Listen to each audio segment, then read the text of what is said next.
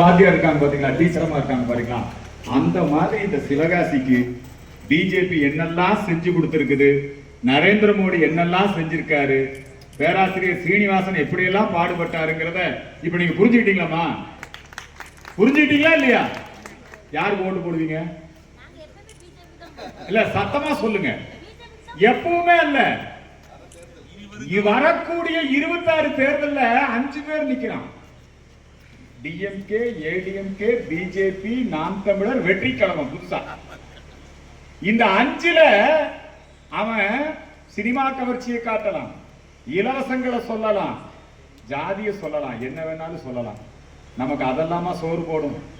நம்முடைய வாழ்வாதாரத்தை பார்த்து அதை மேம்படுத்துகின்ற இந்த சிவகாசியினுடைய இந்த பட்டாசு தொழிலை காப்பாற்றிய இந்த பாரதிய ஜனதா கட்சிக்கு தான் நம்ம ஓட்டு போடணும்.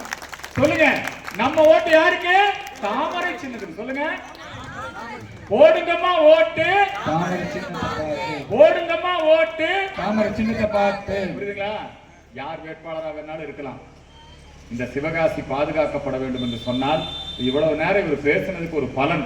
நீங்க எல்லாரும் இந்த கோயில் வாசல் உட்கார்ந்து இருக்கிறீங்க, எல்லாரும் ஒரு உறுதிமொழி எடுத்துக்கொள்ளுங்கள்.